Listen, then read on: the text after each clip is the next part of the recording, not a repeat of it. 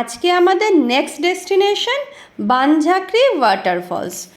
Hello guys, welcome my mini blog. চলে এসেছি আজকে আবারও একটা নতুন ব্লগ নিয়ে তোমাদের সাথে শেয়ার করতে। একদম ভীষণ ভীষণ সুন্দর একটা জায়গা, যেটা হচ্ছে সিকিমে বানঝাঁকড়ি ওয়াটারফলস। তো চলো ঝটপট করে দেখে নিই এই পুরো ভিডিওটা।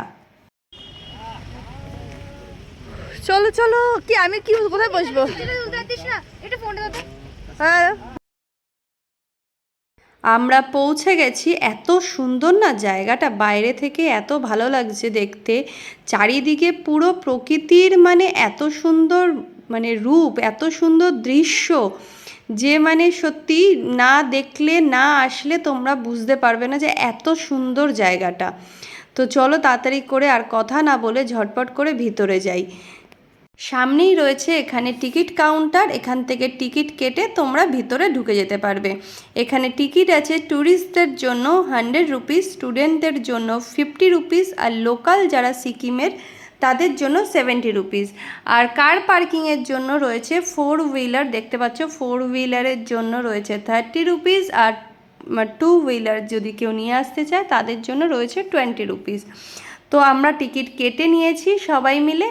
তো এবার ভিতরে যাই। ভিতরটা অপরূপ সুন্দর, তোমাদেরকে ঘুরে দেখাবো পুরো ভিডিওটা।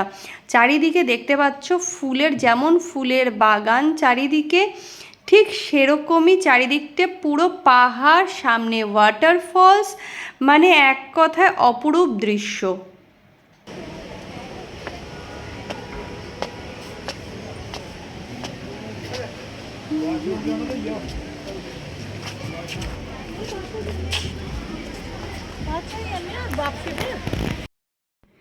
যে ওয়াটারফলের জলটা বেরোচ্ছিল সেটা এখান থেকেই পাস করছে, দেখতে পাচ্ছ যে এখান থেকে ওয়াটারফলের জলটা আসছে। আর এই যে আমরা পৌঁছে গেছি সেই বানঝাঁকড়ি ওয়াটারফলসে।